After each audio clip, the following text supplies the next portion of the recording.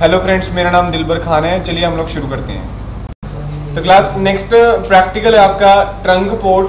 Note कर लीजिए, next है trunk port. Basically trunk port क्या चीज़ है? जब भी आप लोग एक नेटवर्क लेकर के बैठे हो, फॉर एग्जांपल मेरे पास ये जो नेटवर्क है, इस नेटवर्क को मैं आपस में कनेक्ट करना चाहता हूँ। यानी कि इस तरफ मेरे पास एक नेटवर्क है, दैट इज ये VLAN 10 के ऊपर चल रहा है। पहला मेरा नेटवर्क है, ये VLAN 10 के ऊपर चल रहा है और ये भी हमारा VLAN 10 के ऊपर ही चल रहा है, मान के चलते हैं VLAN 10 के ऊपर। और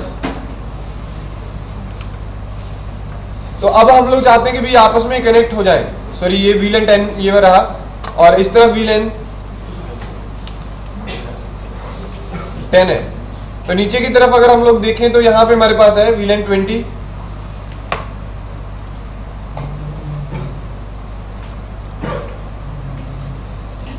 इस तरफ क्रिएट है VLAN 20 और इस तरफ भी है VLAN 20।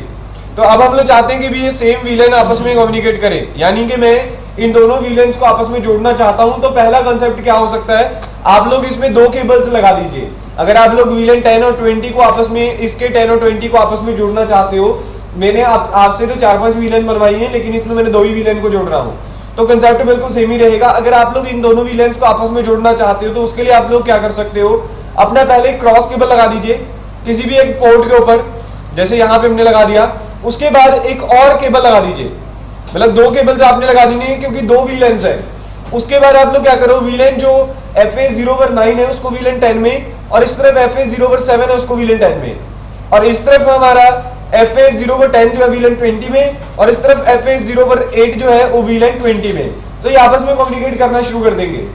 इनको VLAN में इसीलिए डालना जरूरी है क्योंकि बाय डिफॉल्ट ये जो दोनों पोर्ट है वो VLAN 1 में है।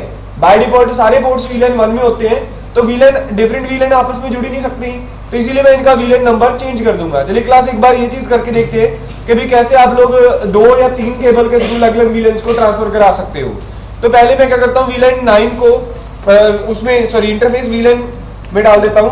तो मैंने इनेबल और कॉन्फ़िगर टर्मिनल कर दिया इस पे। उसके बाद इंटरफेस फास्ट इथरनेट 0/9 और इस पे कमांड लगा देते हैं स्विच पोर्ट एक्सेस VLAN, और इस पे VLAN नंबर दे देते हैं हम लोग 10। तो बाय डिफॉल्ट ये VLAN 10 के साथ कम्युनिकेट करना शुरू कर देगा। उसके बाद हम लोग क्या करते हैं, दूसरी स्विच पे चलते हैं और दूसरी स्विच के 7 पोर्ट जो इसके साथ कनेक्ट है उसके ऊपर भी सेम टास्क कर देते हैं। तो उसके लिए हम लोगों ने क्या किया, इंटरफेस फास्ट इथरनेट 0/7 और कमांड लगाई स्विच पोर्ट एक्सेस VLAN 10। तो क्लास ये सेम VLAN में डाल दिया। अब ऑटोमेटिकली क्या करेगा, ये जो पहला इंटरफेस है हमारा, ये VLAN 10 के डाटा को कैरी करेगा, जिसकी वजह से ये फाइल्स को ट्रांसफर कर देगा और VLAN 10 आपस में कम्युनिकेट कर पाएगी।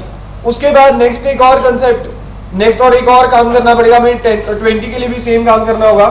कमांड आएंगी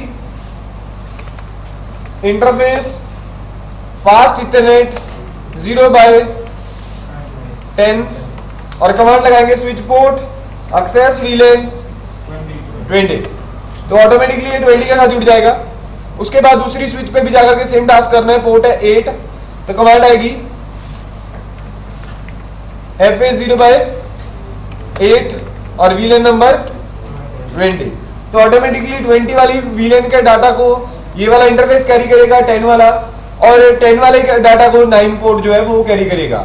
तो मैंने ये एक मतलब अल्टरनेट बताया आप लोगों को। अगर आप लोग ये डिफॉल्ट सेटिंग्स है, ये देखिए सेम VLAN आपस में कम्युनिकेट कर रही है क्योंकि मैंने इसके इंटरफेस को सेम VLAN में डाल रखा है। अब जैसे ये भी लिंक अप हो जाएगा तब हम लोग इसके थ्रू भी यहाँ तक फाइल ट्रांसफर कर पाएंगे। ये लिंक डाउन है अभी, इसलिए थोड़ा टाइम ले सकता है, बट आप लोगों को लिंक अप करना होगा सबसे पहले।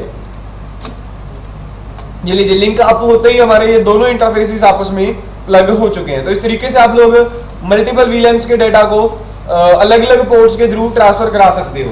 यहाँ पे जितनी VLANs इसमें होंगी उतनी ही VLAN आपको, उतने ही इंटरफेस आपको लगाने पड़ेंगे। तो ये एक नॉर्मल सा वे है, without any configuration, without any extra commands आप लोग इन 2 VLANs को आपस में जोड़ सकते हो, 2 से ज्यादा भी, बट उतनी फिर आपको ये केबल कनेक्शन लगाने पड़ेंगे। तो एक सिंपल तरीका था VLANs को दूसरी स्विच के VLANs के साथ जोड़ने का।